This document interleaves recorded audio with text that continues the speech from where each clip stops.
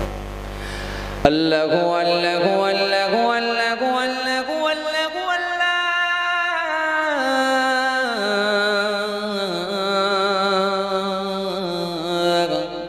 আল্লাহু আল্লাহ আল্লাহু আল্লাহ আল্লাহু আল্লাহ ইন্নাতিয়ার রিহাস সাবাদ ইয়াউমাল ইলাদ আরদিল হারাম بلغ سلامي روزة بلغ سلامي روزة فيها النبي المحترم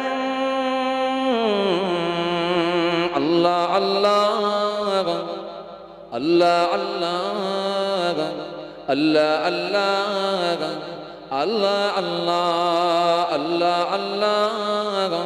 الله الله الله الله سبحان الله الله الله الله الله الله الله الله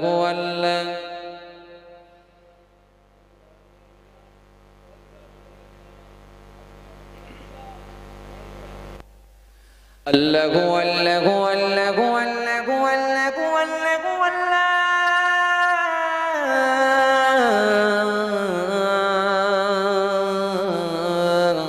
الله الله الله الله الله الله بلغ العلا بكماله كسبت جاه بجماله حسنت جميع خصاله صلوا عليه وآله الله الله الله الله الله الله سبحان الله لا إله إلا الله لا إله إلا الله لا إله إلا الله محمد رسول الله صلى الله عليه وسلم মাশাআল্লাহ যেখানে ছিলাম কোন জায়গায় ছিলাম যেন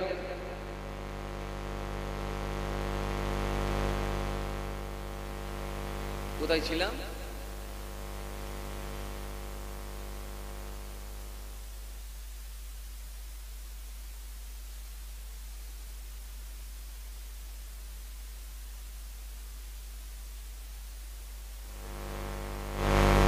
কি বলতে ভাই বুঝতে পারলাম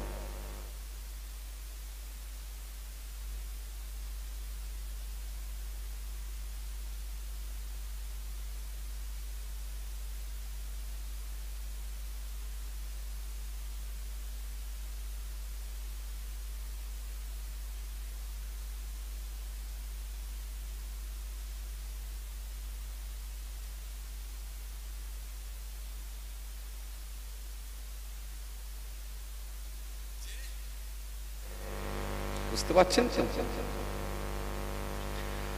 অত্যাচারে সীমা ছাড়িয়ে গেছে যখন আমার রব রেগে গিয়ে করোনা দিলেন তখন আমার রব রেগে গিয়ে করোনা দিলেন তখন একটা জামি গাছিলে পরে কি করবো করোনা নিয়ে পড়ি কি গো না লকডাউন নিয়ে পড়ি হ্যাঁ জামিন গাছিলে তো আগে পড়েছি আর কি করবো পরে যে তোমরা ভেবেছিলে পৃথিবীটা মোদের যাকে ইচ্ছা তাকে মারব কথা হবে কিসের রব বললেন ওরে না এটা আর হবে না রব বললেন ওরে না এটা আর হবে না করোনা দিলাম আমি কাউকে আর ছাড়বো না করোনা দিলাম আমি কাউকে আর ছাড়বো না করোনা দিলাম আমি কাউকে আর ছাড়বো না করোনা দিলাম আমি কাউকে আর ছাড়বো না আল্লাহুম্মা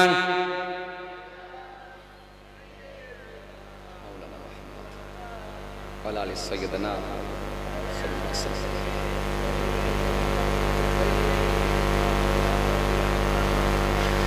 যাই দি ঘুমিয়ে তো এসে যাচ্ছে না, যে ঘুমিয়ে গেলে কাজ হয়, ঘুমোচ্ছে তো কি কথা বলে না, বলছে এখনো না, ঘড়ি কটা বেজেছে জানেন?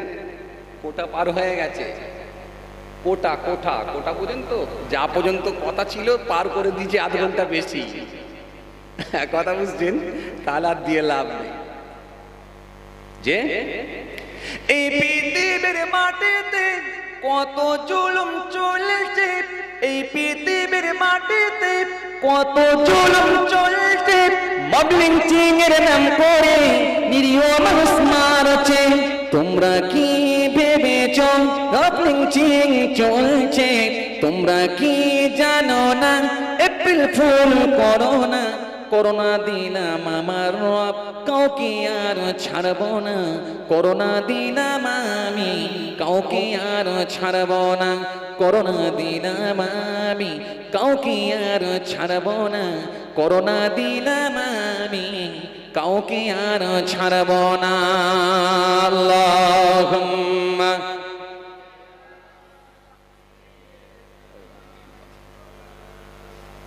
وعلى آله। কোথায় ছিলাম আমি? ছাগল খাবেন হুজুর? এবারে বলছে ছাগল ছাগল, ছাগল নিয়ে এসে এত দূর চলে এলাম। পাটা ধরেছিলাম, এই পাটা ধরেছিলাম, খাসি ধরেছিলাম, এই শুকর ধরেছিলাম, তাই না? শুকর ধরেছিলাম, খিঞ্জির, ফিতা কিরিমি, গোড়া কিরিমি, কেঁচো কিরিমি, 70টার মতো রোগ হবে। আজকে আমেরিকা, পাশ্চাত্য দেশ আমেরিকায় সব থেকে বেশি এই রোগে আক্রান্ত। 50% লোক আজকে এই রোগে আক্রান্ত হয়ে পড়েছে, কারণ শুকরের মাংস বেশি খায়। এই জন্য আজকের বিজ্ঞান বলে, স্বাস্থ্য বিজ্ঞান বলে, শুকরের মাংস তোমরা খেও না। কেঁচো কিরিমি হবে, ফিতা কিরিমি হবে। ফিতা কিরিমি হলে তোমাদের লিভারটা ড্যামেজ করে দেবে, লিভারটা খারাপ করে দেবে, ভেতরটা খেয়ে নেবে। এ তরুণিয়া নওজোয়ানেরা, যুবকেরা, আবার মুরব্বিয়ানেরা, শরীরকে দিন না। তাহলে কোরআন বলল হারাম, খেও না। বাইবেল বলল খেও না, বিজ্ঞান বলে, সায়েন্স বলে খেও না। আল্লাহ বলছেন শোন শোন, তোদের বিজ্ঞান আজকে বলে খেও না, আমি আল্লাহ 1500 বছর আগে বলেছি আমার বান্দারা খেও না। ইসলাম যেগুলো আপনার জন্য ক্ষতিকারক সেগুলোকে ইসলাম বাধা দিয়েছে, আপত্তি করেছে, খবরদার করবি না। কথা বুঝতে পারছেন? এই জন্য ইসলাম সব আপনাকে শিখিয়ে দিয়েছে। হে তরুণেরা, জওয়ানেরা, হে যুবকেরা, আমার মুরব্বিয়ানেরা, শুনে রেখে দিন না। যে কথা আমি আপনাদের বোঝাতে চাইছিলাম, হযরত ইদ্রিস নবী বলেছিলেন, ও আগত মেহমান, ছাগল আমি খাবো না। আপনি যদি খাবেন তো খান, আমি ইদ্রিস কিন্তু হারাম খাদ্য খাবো না। হারাম খাদ্য কি আল্লাহ দরবারে আমি ইদ্রিস গ্রেফতার হতে পারবো না। আগত মেহমান চুপ করে গেলেন, সংযত হলেন, ফিরে এলেন। হুজুর বিয়াদবি নেবেন না, হুজুর ছাড়ুন ছাড়ুন, চলুন চলুন, নিজের গন্তব্যস্থলের দিকে আস্তে আস্তে চলো। ইদ্রিস নবী বাড়িতে এসে পৌঁছালেন। কোথায়? বাসায়। বাসায় এসে পৌঁছালেন। এই ছেলে, তুমি বহুত ডিস্টার্ব করছো, প্রথম থেকে একবার দুবার না, 36টা দাঁত বারবার বার করছো। লোকে 32টা বার করে, তুমি আবার 36টা বার করছো। বাবু, এরকম করলে হবে না, চুপ করে বসো। কি বলছিলাম বুঝলেন? হযরত ইদ্রিস নবী গন্তব্যস্থলে এসে পৌঁছালেন, সঙ্গে আগত মেহমান তিনিও এলেন। ইদ্রিস নবী মনে মনে ভাবলেন, আসল ব্যাপারটা কিছু একটা আছে। মনে আছে তো আপনাদের? সেই পূর্বে মনে আছে তো, যেখান থেকে ছেড়েলাম, মনে আছে তো না ভুলে গেলেন? ঠিক আছে, মনে আছে। হযরত ইদ্রিস নবী মনে মনে ভাবলেন, গতকালকে রাত্রে খেলো না, সন্ধ্যায় খেলো না, আজকে সকালে খেলো না, সারাদিন খেলো না, হালাল খাদ্য খেতে চাইছে না, অথচ হারাম খাবে বলে লাফালাফি। ব্যাপারটা নিশ্চয় না খেয়ে কাল থেকে আছে, অথচ শরীর ঠিকই আছে, দুর্বল বলে কিছু বোঝা যাচ্ছে না, দুর্বল বলে কিছু অনুভব করতে পারছি না। আসলে ব্যাপার নিশ্চয়ই এর মধ্যে কিছু একটা রহস্য লুকিয়ে আছে। ইদ্রিস নবী বললেন, এই আগত মেহমান, একটু খুলে বলুন তো আপনি কে, সঠিক পরিচয়টা আপনার দেন, আল্লাহকে সাক্ষী রেখে সঠিক পরিচয়টা দেন। আগত মেহমান একটু মুচকি হেসে বলে, হুজুর বিয়াদবি নেবেন না, আমি দুনিয়ার কোনো সাধারণ মানুষ নন, আমি বললাম আল্লাহর ফেরেশতা হযরতে আজরাইল আলাইহিস সালাম। চলে বলবেন না, হুজুর আমি আজরাইল ফেরেশতা আপনার কাছে দাঁড়িয়ে আছি। আল্লাহ নবী হযরত ইদ্রিস নবী বললেন, ইয়া আজরাইল ফেরেশতা, তুমি আমার কাছে এসেছো, তাই বলি কেন খাও না? হযরত আজরাইল ফেরেশতা বলেন, বিয়াদবি নেবেন না, ফেরেশতাদের খাওয়া না, ফেরেশতাদের খুন না, ফেরেশতাদের পান করা না, সর্বসময় ফেরেশতারা আল্লাহর ইবাদতে মাশগুল থাকে। এজন্য আমি কাল থেকে খাই না, আজ পর্যন্ত কিছুই আমার খেতে লাগে না। হযরত ইদ্রিস নবী বলে, আজরাইল ফেরেশতা তাহলে হারাম খাদ্য কেন খাবে বলছিলেন?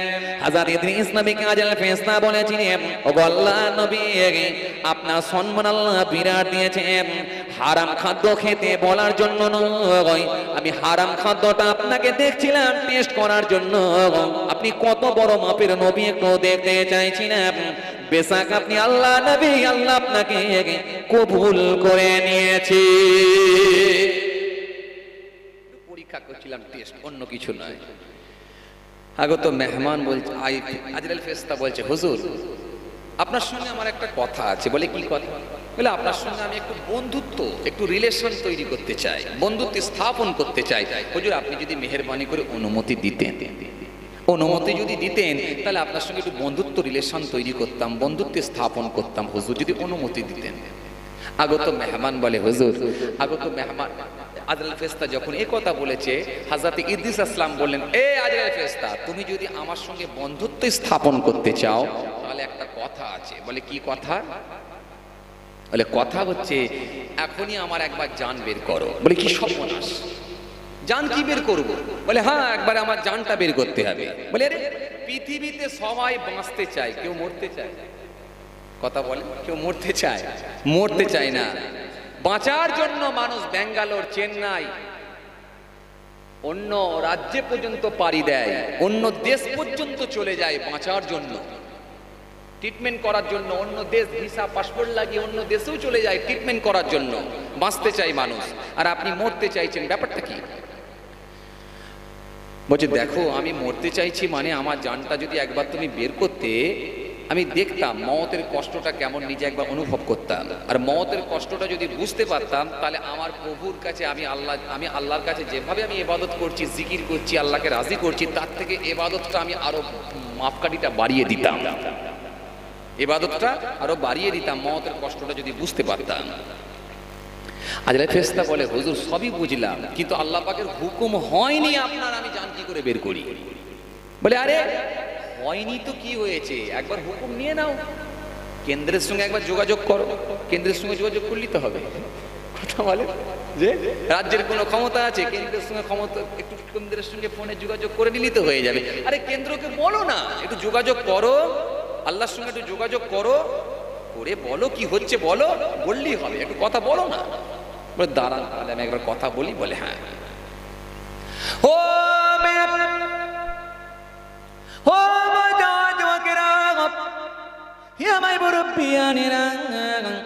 বাবারা শুনে এখানে যিনি এখানে হযরত আজরাইল ফেরেশতার সঙ্গে সঙ্গে থাকতে পারলেন না।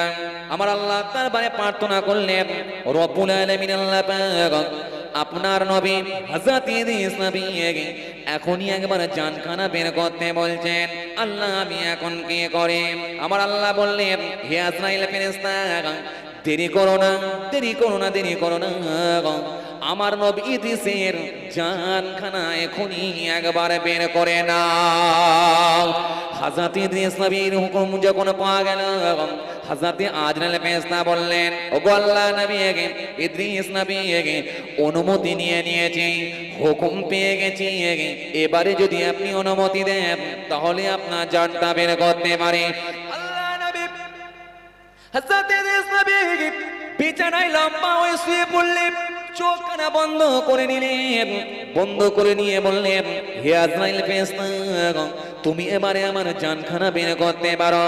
হযরত আজরাইল ফেরেশতা আল্লাহর নাম নিয়ে যখন জানখানা বের করে নিলেন, হযরত ইদ্রিস নবীর কোনো আর সারা শব্দ নাই। হযরত ইদ্রিস নবীর চোখ খোলে না, হযরত ইদ্রিস নবীর হাত ওঠে না, হযরত ইদ্রিস নবীর পা চলে না, শরীরের কোনো অঙ্গ, শরীরের কোনো অংশ আর নড়ে না। হযরত ইদ্রিস নবী পড়ে আছেন, লম্বা হয়ে শুয়ে আছেন, কোনো খবর নাই। ইদ্রিস নবী লম্বা হয়ে শুয়ে আছেন, মৃত্যু হয়ে গেছে, ইন্তেকাল হয়ে গেছেন, পড়ে আছেন লম্বা হয়ে, আর দাঁড়াতে পারেননি, কথা বলতে পারেননি, পড়ে আছেন লম্বা হয়ে। বেশ কিছু গুনাহ হয়ে গেল, আমার আল্লাহর হুকুম হলো, আমার আল্লাহ অর্ডার করলেন, হে আত্মা ইদ্রিসের শরীরে এবারে প্রবেশ করো। আত্মা গিয়ে যখন হযরত ইদ্রিস নবীর শরীরের মধ্যে প্রবেশ করলাম, হযরত ইদ্রিস নবী নড়তে লাগলেন, হযরত ইদ্রিস নবী নড়তে লাগলেন, হযরত ইদ্রিস নবী চোখখানা আস্তে আস্তে আস্তে আস্তে খুলতে লাগলেন, হযরত ইদ্রিস নবী হাত রাখতে লাগলেন, হযরত ইদ্রিস নবী পা নাড়াতে লাগলেন, আস্তে আস্তে আল্লাহর নাম নিয়ে উঠে বসে বললেন, আরো জোরে বলেন, আরো জোরে বলেন। হযরত ইদ্রিস নবী যখন বসে আছেন, হযরত আজরাইল ফেরেশতা মুচকি হেসে বলছেন, হুজুর কেমন হলো? জান বের করলে মজা লাগবে, আরাম লাগবে না কষ্ট হবে? কথা কয় না কেন, কথা বলেন, কষ্ট হবে, কেমন কষ্ট? হুজুর এই তো, এটা কি করে বলি? কষ্ট হবে জানি, কেমন কষ্ট কি করে বুঝি? তাহলে শোনেন হযরত ইদ্রিস নবী কি উত্তর দিয়েছিল, শোনেন। আল্লাহ নবী হযরত ইদ্রিস নবী বলেছিলেন, এ ভাই আজরাইল, তোমাকে আমি কি কথা শোনাবো ভাই, তোমাকে আমি কি দুঃখের কথা বলবো ভাই, জান বের করা যে এত কষ্ট আমি ইদ্রিস আগে জানি না। খোদার কসম করে বলি, যার কাছে আমি ইদ্রিসের জান আছে, আমি ইদ্রিস তোমাকে যার হাতে আমি ইদ্রিসের জান, আমি খোদার কসম করে বলি, জান বের করা কেমন কষ্ট জানো? জ্যান্ত মানুষের, জ্যান্ত জীবের শরীর থেকে যদি ছাল খুলে নেওয়া হয়, জ্যান্ত প্রাণীর শরীর থেকে যদি চামড়া ছাড়িয়ে নেওয়া হয়, মনে করুন একটা মানুষ দাঁড়িয়ে আছে, অথচ তার চামড়া ছাড়িয়ে নেওয়া হয়েছে। মনে করুন একটা ছাগল দাঁড়িয়ে আছে, জোর করে ধরে তার চামড়া ছাড়িয়ে নেওয়া হয়েছে। জ্যান্ত জীবের শরীর থেকে যদি চামড়া ছাড়িয়ে নেওয়া হয়, যে কষ্ট হয়, আমি ইদ্রিস বলি মওতের কষ্টটা তার থেকে অনেক অনেক অনেক বেশি।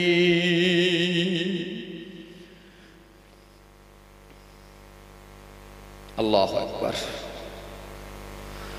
হযরত সিরকুদ আলিম রাসূলুল্লাহর জামাতা সিরকুদ আলিম যে আলী সম্পর্কে বিস্তারিত বলেছিলেন, আনা মাদিনাতুল ইলম ওয়া আলী বাবুহা, আমি হলাম বিদ্যার শহর, আমি হলাম ইলমের শহর। সেই শহরের দরজাগুলো হযরত আলিম সিরকুদ আলীকে জিজ্ঞাসা করা হলো, মৃত্যু কষ্টটা একবার খালি কেমন আপনি বলুন। সিরকুদ আলী বলেছিলেন, মৃত্যুর কষ্টের বর্ণনা কি দেব, তবে এতটা শোনো, শরীরে যদি কারো শরীরে যদি ধারালো তরোয়াল দিয়ে 1000 বার যদি আঘাত করা হয়, 1000 বার যদি তরোয়াল দিয়ে কোপানো হয়, তার থেকে মওতের কষ্টটা অনেক অনেক অনেক বেশি। ধারালো তরোয়াল দিয়ে যদি কাউকে কোপানো হয়, শরীরের কোনো অংশ থাকবে নাকি আমার জানা নাই। সিরকুদ আলী বলেন, তার থেকে মওতের কষ্টটা অনেক অনেক অনেক বেশি। ভাইরা আমার, দোস্তরা আমার, সেই মওতকে আমরা তুচ্ছ মনে করি, সেই মওতকে আমরা কোনো ব্যাপারই নয় মনে করি, এসেছি যেমন মরবো তেমন এরকম ভাবে মনে করে উড়িয়ে দিয়ে মনে রাখবেন, যে মরেছে সে বুঝেছে, যে মরবে না সে এখনো বুঝতে পারবে না। চলুন, যে কথা আপনাদের সামনে বলছিলাম, হযরত ইদ্রিস নবী সেই সময় বলেছিলেন, হযরত ইদ্রিস নবী বলেছিলেন, সেই সময় বলেছিলেন, জ্যান্ত মানুষের শরীর থেকে চাল ছাড়িয়ে নিলে যে কষ্ট হয় তার থেকে মওতের কষ্টটা অনেক অনেক বেশি।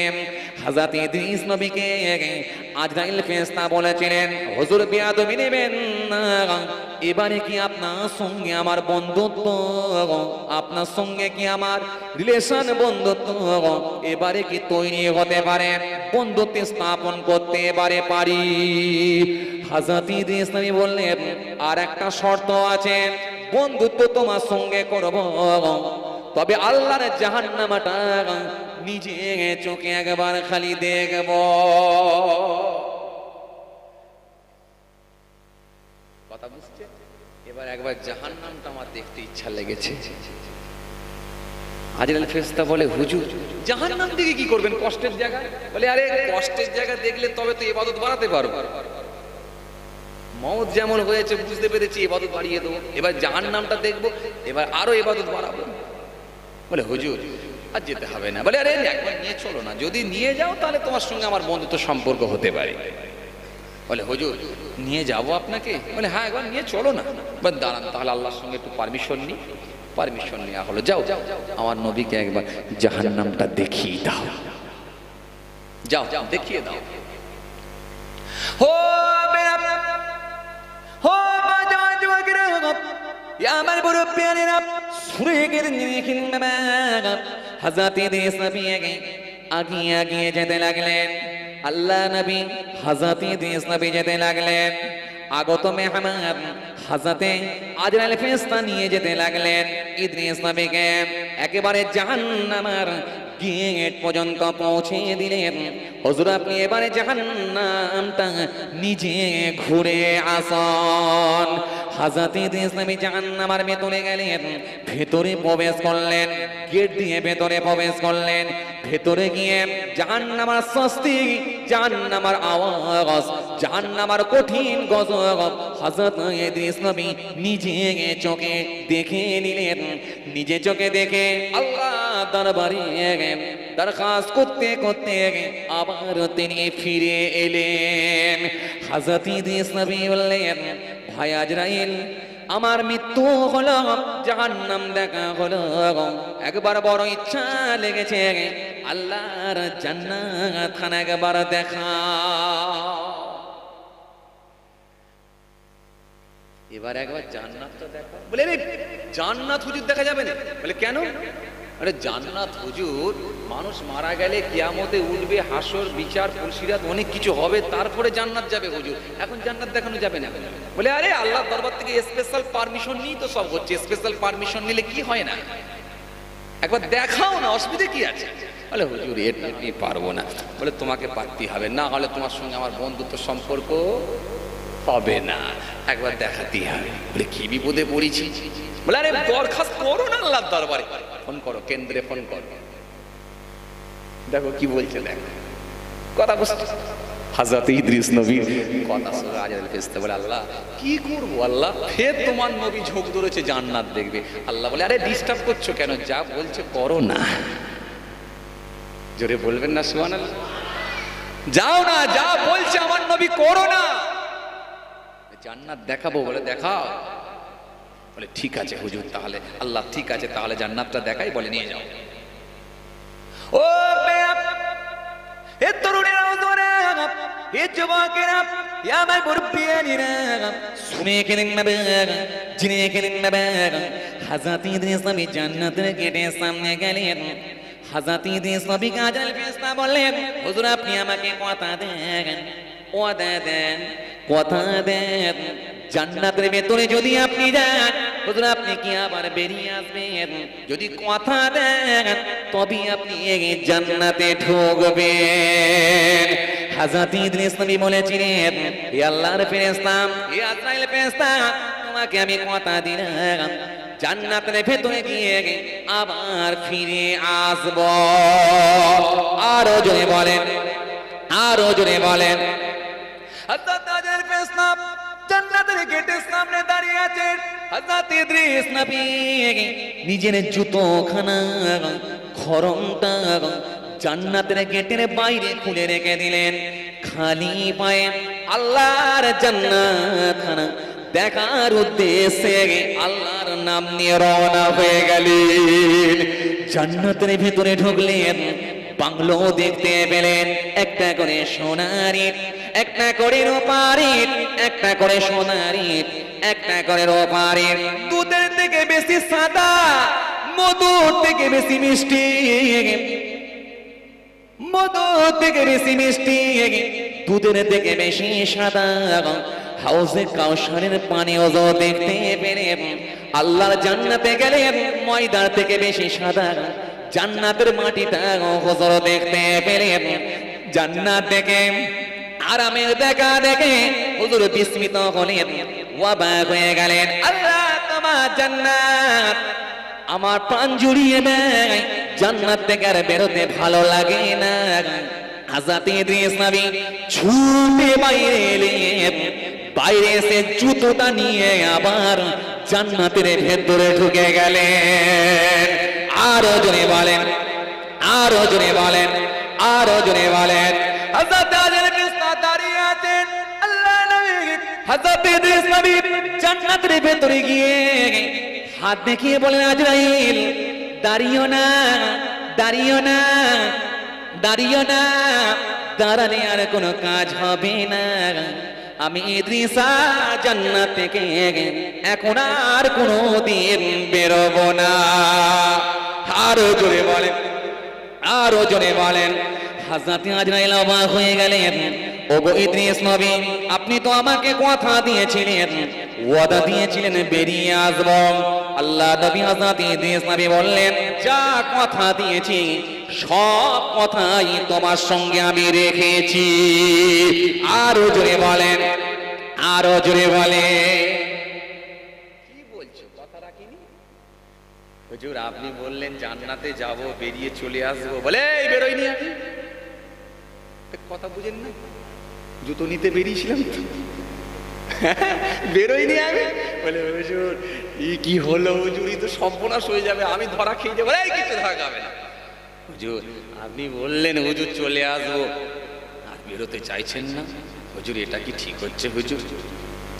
আল্লাহ নবী ইদ্রিস নবী বললেন, আজরাইল সত্যি করে বলো, মানুষকে যদি জান্নাতে যেতে হয় সর্বপ্রথম তার মৃত্যু হয়। সত্যি করে বলো, আমি আজরাইল ফেরেশতা, সত্যি করে বলো, আমি ইদ্রিসের কি মত হয় না? কথা হয় না কেন? হয়েছিল, আমি ইদ্রিসের মত হয়েছে। জান্নাতি মানুষগুলোকে একবার জাহান্নাম দেখানো হবে। সত্যি করে বলো, আমি ইদ্রিস কি জাহান্নাম দেখি না? দেখে নিয়েছি। জান্নাতি মানুষগুলোকে যখন জান্নাতে দেওয়া হবে, তার আগে একবার জাহান্নাম দেখানো হবে। আমি ইদ্রিস জাহান্নামও দেখে নিয়েছি। তোমাকে কথা দিয়েছিলাম বাইরে আসবো, বাইরেও এসেছি। খরম নিয়েছি, জুতো নিয়েছি, এসেছিলাম, কথা দিয়েছিলাম বলে এসেছিলাম। এবারে আমি আমার নিজে ইচ্ছায় ঢুকে পড়েছি। যা করার তুমি করগে যাও, আর আমি এখান থেকে বেরোবো না। আরো জোরে বলেন, আরো জোরে বলেন। হযরত আজরাইল ফেরেশতা অবাক, বিস্মিত হলেন, অবাক হয়ে গেলেন, হতভম্ব হলেন। এখন আমি কি করি আল্লাহ? আল্লাহ দরবারে দরখাস্ত, রব্বুল আলামিন আল্লাহ তোমার ইদ্রিস তো আর বেরোতে চায় না, এখন আমি কি করি আল্লাহ? আল্লাহ বলে, হে আজরাইল চিন্তা নাই, ফিরে এসো, ফিরে এসো, ফিরে এসো। আমার ইদ্রিসকে আমি আল্লাহ কবুল করেছিলাম, এটা ইদ্রিসের জন্য লেখা ছিল। আমার ইদ্রিস জান্নাতে ঢুকেছে ঠিকই আছে, তাকে আর ডিস্টার্ব করো না, বেরোবার জন্য অনুরোধ করো না। সেই ইদ্রিস নবী জান্নাতে ঢুকে গেলেন। এখন ইদ্রিস নবী হঠাৎ জান্নাতে চলে গেছেন। ইদ্রিস নবীর বংশধর আলাউলাদরা যারা হায়াতে ছিল ঝরঝর করে কাঁপতে লেগে গেছে। বাপ কোথায় গেল, বাপ কোথায় গেল, বাপ কোথায় গেল, বাপ কোথায় গেল, বাপ নাই হঠাৎ কোথায় চলে গেছে, কাঁদতে লেগেছে। ইবলিস শয়তান একদিন মানুষের চেহারা, বিরাট সুন্দর চেহারা নিয়ে এসে হাজির হলো। এই কাঁদছো কেন? বলে আমার আব্বা কোথায় গায়েব হয়ে গেছে তাই কাঁদছি। বলে তোমার আব্বা জান্নাতে চলে গেছে। জান্নাতে? বলে হ্যাঁ। বলে তুমি কে? বলে আমি তোমার আব্বারই একজন খাস একজন উম্মত। তোমার আব্বার খাস আমি উম্মত। তোমার আব্বা আমাকে বলেছিল জান্নাতে যাব, তাই তিনি জান্নাতে চলে গেছে। বলে উপায়? বলে উপায় হচ্ছে একটা আমাকে স্ট্যাচু দিয়ে গেছে, তোমার আব্বার মূর্তি। বলে মূর্তি দিয়ে গেছে? বলে হ্যাঁ। বলে কি করতে হবে? বলে ওটাই তো, কি কাজ আছে আমি বলে দিচ্ছি শোনো। যাক, এবারে কি কাজ? ও আল্লাহ, ঘড়ির কাঁটায় একটা আর দুগুনি ভাই, কি কাজ আছে পরে দেওয়া যাবে। এখন কথা বুঝতে পারছি যে হাত দিয়ে লাভ নাই ভাই, আমার অনেক সময় দিয়েছেন, হবে না করে প্রায় 3 ঘন্টা। কথা বুঝতে পারছি। যাই হোক, মাশাআল্লাহ খুব ভালো লেগেছে, ধৈর্যের পরিচয় দিয়েছেন আল্লাহ করে। কারোর চোখে ঘুম আছে নাকি? মাশাআল্লাহ, তাকবীর লাগান একবার, নাও তাকবীর। মাশাআল্লাহ, সাউন্ড বেড়ে গেল মনে হচ্ছে না? বলে হুজুর, এ ভাঙরের লোকেরা এরকমই, রাত যত হবে গরম তত হবে। বুলেট গাড়ি বুঝেন? বুলেট গাড়ি, হ্যাঁ, যত ছোটে তত ইঞ্জিনে হিট হবে, তত গাড়ি দৌড়াবে। বুঝতে পারছেন? ভাঙরের লোক এরকমই, সন্ধ্যার দিকে ঝিমিয়ে থাকে, রাত 1টা 2টো 3টে 4টে চালান, দেখবেন আরো এরা গরম হবে, দেখবেন ঘুম ছাড়বে না। মানে আর একবার লাগান না দিবে সিলসিলা মুজাদ্দিদ জামাত দাদা পীরের হক সিলসিলা না দিবে। যাই হোক, অনেক সময় আল্লাহ করে আপনারা দিয়েছেন, আল্লাহ কবুল করেন, আল্লাহ কবুল করেন। মাশাআল্লাহ মাশাআল্লাহ। টিকে ডিজিটাল সাউন্ড ভাই ফোন করছে, কি বলছে ভাইজান দেখি? এই তো মাশাআল্লাহ, ঘন্টা মেরে দিয়েছি তো, যে এক্সট্রা 1 ঘন্টা দিয়ে দিয়েছি। জি অনেক হয়ে গেছে মাশাআল্লাহ। বাবাজি আমার ভাইরা, বিদায় নিলাম 1 ঘন্টা মাশাআল্লাহ। হবে না করে অনেক সময় দিয়েছেন, আল্লাহ কবুল করে। আমার জন্য দোয়া রাখবেন। তাবারুক কিছু হয়েছে নাকি? রেডি করে ফেলেন মাশাআল্লাহ। কারোর চোখে ঘুম নাই, আল্লাহ কবুল করেন। আসুন ছোট্ট করে দাঁড়িয়ে সালাম পাঠ করে বিদায় নেব। ইয়া নবী আল্লাহ।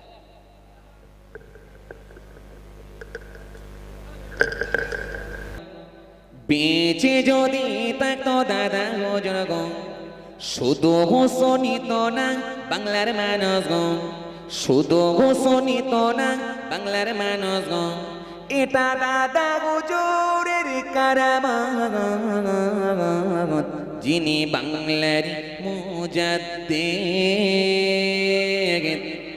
যিনি বাংলার মুজাদ্দিদ, যিনি বাংলার মুজাদ্দিদ, যিনি বাংলার মুজাদ্দিদ।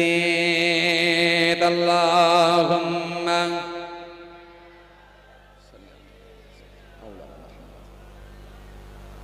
ওয়া আলা আলি মাওলানা মুহাম্মদ সাল্লাল্লাহু আলাইহি ওয়াসাল্লাম। ভালোবাসি আমি তোমায় নয়ন ভরে, তাই হুসাইনে তোমায় স্মরণ করে, জামানার মুজাদ্দিদ হয়েছ তুমি, জামানার মুজাদ্দিদ হয়েছ তুমি, আমিও দেখলে তোমায় সফল হতাম, যিনি বাংলার মুজাদ্দিদ, যিনি বাংলার মুজাদ্দিদ, যিনি বাংলার মুজাদ্দিদ, যিনি বাংলার মুজাদ্দিদ। বেঁচে যদি থাকতো দাদা হুজুর গো, বেঁচে যদি থাকতো দাদা হুজুর গো, শুধু শোনিত না বাংলার মানুষ গো, এটা দাদা হুজুরের কারামত, যিনি বাংলার মুজাদ্দিদ, যিনি বাংলার মুজাদ্দিদ, যিনি বাংলার মুজাদ্দিদ, যিনি বাংলার মুজাদ্দিদ। আল্লাহুম্মা সাইয়্যিদানা মাওলানা মুহাম্মদ ওয়া আলা আলি সাইয়্যিদানা সাল্লাল্লাহু আলাইহি ওয়াসাল্লাম। বিদায় নিলাম, আল্লাহ পাক নিয়ে এলে আবার কোনদিন আলোচনা হবে ইনশাআল্লাহ। আমার জন্য দোয়া রাখবেন, আমিও আপনাদের জন্য দোয়া রাখি। আল্লাহ আমাদের সকলকে সিরাতুল মুস্তাকিমের পথের পথিক বানিয়ে দেন, জোরে এবং আল্লাহুম্মা আমিন। সকলে 5 ওয়াক্ত নামাজ পড়বেন, বছরে একটা মাস রমজান মাসে রোজা রাখবেন। কথা বুঝতে পারছেন? একে অপরের সঙ্গে মিলেমিশে বসবাস করবেন। ভ্রাতৃত্ব ভালোবাসা যে শিক্ষাটা রাসূল করিম সাল্লাল্লাহু আলাইহি ওয়াসাল্লাম দিয়ে গেছেন, সেই শিক্ষায় শিক্ষিত হয়ে আমাদের চলার পথটাকে ঠিক করতে হবে। কথা ঠিক কিনা? ভাইরা আমার, দোস্তরা আমার, বাবাজিরা আমার, আজকে একটা শ্রেণীর মানুষ তারা তৈরি হয়েছে, তাদের মধ্যে নাই সম্প্রীতি, তাদের মধ্যে নাই অন্ন, তাদের মধ্যে নাই স্বাস্থ্য, তাদের মধ্যে নাই চিকিৎসা, তাদের মধ্যে নাই সেবা, তাদের মধ্যে নাই ভালোবাসা, তাদের মধ্যে নাই সম্প্রীতি। তারা হিংসার বাতাবরণ তৈরি করে মানুষের মধ্যে আগুন জ্বালিয়ে দিয়ে 200 বছরের ব্রিটিশ সরকার যেটা পারেনি, 7 বছরের সরকার সেটা করে দেখাচ্ছে। আজকে আমরা কোথাও দেখতে পাচ্ছি আজকে কারোর হাত কেটে নেওয়া হচ্ছে। আজকে আপনি অবাক হয়ে যাবেন, মালদায় যেখানে আপনাদের জানা আছে, জি, একটা মায়ের তুল্য মহিলা তার স্তন পর্যন্ত কেটে নিল। এইরকম হিংসুক মানুষ, যেটা ইতিপূর্বে কোনোদিন আমরা ভাবতেই পারি না। অবাক হয়ে যাবেন। আজকের ঘটনা আপনাদের জানা আছে যে মালদার জমিন থেকে, ভাইরা মা, দোস্তরা আমার,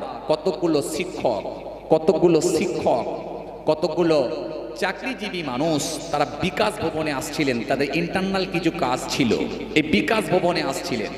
এই বিকাশ ভবনে আসতে তারা মালদা থেকে আসছিলেন। এই শিক্ষক মানুষ সার্ভিস করেন, কথা বুঝতে পারছেন, হায়ার এডুকেটেড মানুষ, না হলে তো শিক্ষক হওয়া যায় না, শিক্ষিত মানুষ। তারা বিকাশ ভবনে আসছিলেন তাদের কাজ মেটানোর জন্য। এই বিকাশ ভবনের পাশে তিনারা একটা ফ্ল্যাট, আপনার কি বলে, একটা লজে গিয়ে ওঠেন, রুম ভাড়া নেন। যথারীতি রুম তাদেরকে দেওয়াও হয়। এই রুমেতে তারা গিয়ে ফ্রেশ হন, গোসল টোসল করেন, জামা কাপড় ছাড়েন, ছেড়ে তারা টিফিন করতে যান। টিফিন করে এবারে বাইরে থেকে এসে রুমে উঠতে গেছে, হঠাৎ করে দেখা যায় রুম ম্যানেজার তাদেরকে এসে বলছে তারা আপনারা থাকতে পারবেন না, অন্য জায়গায় চলে যান, অন্য জায়গায় গিয়ে আপনারা রুম নেন, এখানে থাকতে পারবেন না। কারণ জিজ্ঞাসা করা হচ্ছে আপনারা মুসলমান বলে আপনাকে রুম ভাড়া দেওয়া হবে না। আজকে কোন জায়গায় এসে পৌঁছেছি আমরা, বুঝতে পারছেন? এই ভারতবর্ষের সংস্কৃতি, ভারতবর্ষের কালচার আজকে সব শেষ করে দেওয়া হচ্ছে। আজকে ইকোনমি আজকে কোন জায়গায় গিয়ে পৌঁছেছে, জিডিপি আজকে কোন জায়গায়? যেখানে মনমোহন সিং এর আমলে আপনাদের জানা আছে ট্রেন প্লাস ছিল, সেই জায়গায় আজকে নেমেছে কোথায়? সেই জায়গায় আজকে নেমেছে -23-24, সেই জায়গায় আজকে -23-24 রান করছে। এরপরেও অন্ধভক্তদের কোনো খবর নাই। যদি বলছে করোনা হাঁটাতে হবে, হাততালি মারো, তো হাততালি মারছে। যদি বলা হয় প্যান খুলে নাচো, তো প্যান খুলি নাচবে। কথা বুঝে আসছে? আসলে ব্যাপার অন্য কিছু নয়। গোবর মুখ খেয়ে এমন জায়গায় পৌঁছে গেছে মানুষ, ভাইরা মা, দোস্ত আমার, গো করোনা, গো করোনা, গো করোনা, হাততালি মারছে, গো করোনা, গো করোনা। আরে যেখানে আজকে বিজ্ঞান, সায়েন্স, আজকে টেকনোলজি, আজকে মানুষ কত উন্নতি, মানুষ কত অ্যাডভান্স হয়েছে, কত আপডেট হয়েছে, যেখানে ড্রোন তৈরি করা হয়েছে, যেখানে আপনার বিনা পাইলটে আপনার ড্রোন চালানো হচ্ছে, যেখানে হেলিকপ্টার বানানো হয়েছে, রকেট বানিয়ে মঙ্গল করে পাড়ি দিচ্ছে, সেই সময় যদি বলা হয় হাততালি মারলে করোনা চলে যাবে, মোমবাতি জ্বালালে করোনা চলে যাবে, ভাবলে সত্যি অবাকই লাগে। কিন্তু করার কিছু নাই, করতে হবে, কথা করতে হবে। ভারতবর্ষের অভিভাবক, দেশের দায়িত্বে যারা আছেন তারা বলছেন মানে মানতেই হবে। কথা বুঝে আসছে? সুতরাং আজকে আপনি অবাক, আজকে মুসলমান বলে সেখানে জায়গা পর্যন্ত দেওয়া হলো না, ঘর থেকে ছাড়তে বাধ্য। কথা বুঝতে পারছেন? পরিস্থিতি আজকে কোন জায়গায় এসে পৌঁছেছে। অতএব মনে রাখবেন, আমি তাই বলবো, হিন্দু মুসলমান যে শিক্ষা দিয়েছেন রামকৃষ্ণ, যে শিক্ষা দিয়েছেন ঈশ্বরচন্দ্র বিদ্যাসাগর, যে শিক্ষা দিয়েছেন আজকে ভাইরা মা, দোস্ত আমার, বিশ্বকবি রবীন্দ্রনাথ ঠাকুর, যে শিক্ষা দিয়েছেন 1500 বছর আগে প্রফেট মুহাম্মদ সাল্লাল্লাহু আলাইহি ওয়াসাল্লাম, আজকে সেই শিক্ষা কোথায় গেল? বাইরে আমার দোস্ত আমার, তাই অনুরোধ করব এক প্ল্যাটফর্মে আসুন। সময় অনেক হয়ে গেছে, নাহলে আমি গুছিয়ে বলি, গুছিয়ে আর বলার সময় নাই। এক প্ল্যাটফর্মে আসুন। সেই রবীন্দ্রনাথ ঠাকুর যিনি রাখি পরিয়ে দিয়ে সম্প্রীতি বাড়িয়ে দিয়েছিলেন, শিক্ষা যদি সেই রবীন্দ্রনাথ ঠাকুরের আদর্শ আপনি ফলো করুন, রবীন্দ্রনাথ ঠাকুরকে আপনি ফলো করুন। ঈশ্বরচন্দ্র বিদ্যাসাগর কি বলেছেন দেখুন। আজকে যদি এই মহামানবদেরকে আপনি যদি ফলো করতে পারেন, এই মনীষীদেরকে যদি আপনি এদের নকশা ধরতে পারেন, ভারতবর্ষের জমিনে শান্তি ফিরে আসবে। না হলে যেমন আগুন জ্বলছে চারিদিকে, আর আগুন জ্বলে মনে রাখবেন দেশ নিচে চলে গেছে। মনে রাখবেন যারা দেশকে বিক্রি করে দিচ্ছে, শুধুমাত্র মানুষকে বোকা বানিয়ে বিক্রি করছে, তারা তো সব পলাতক হবে, পালিয়ে যাবে। কিন্তু দেশ যে নিচে চলে যাচ্ছে, এই হোঁশ কিন্তু আর তাদের মধ্যে থাকছে না। সুতরাং শিক্ষিত মানুষ, এডুকেটেড মানুষ, সোশ্যাল মানুষ, কনসাস মানুষ ফিরে আসুন, নিরপেক্ষভাবে বিচার করুন। যদি মনে হয় ভালো তো ভালো, যদি মনে হয় না খারাপই হচ্ছে, তাহলে নিজের জ্ঞান বিবেককে বুদ্ধিকে কাজে লাগিয়ে খারাপটাই আপনি হিসাব করে সে খারাপ বলে প্রতিবাদ করুন, প্রতিবাদের জায়গা তুলুন। আসুন, যদি আমরা সকলে আপনার নিরপেক্ষভাবে এক প্ল্যাটফর্মে আসতে পারি, তাহলে আগামী দিনে একটা সুন্দর ভারতবর্ষ গড়ে তুলতে পারবো। না হলে মনে রাখবেন যে আজকে অশান্তির বাতাবরণ তৈরি হয়েছে, এ ভুলের মাসুল কিন্তু আগামী দিন গুনতে হবে। যাই হোক, বিদায়। আজকে আর আমি সময় অতিবাহিত করতে চাইছি না, অনেক সময় আপনারা দিয়েছেন। সকলে আউযুবিল্লাহ বিসমিল্লাহর সঙ্গে সূরা ফাতিহা শরীফ, 3 বার সূরা ইখলাস, কুল আল্লাহ শরীফ তেলাওয়াত করুন। সকলের তরফ থেকে দোয়া করা হবে।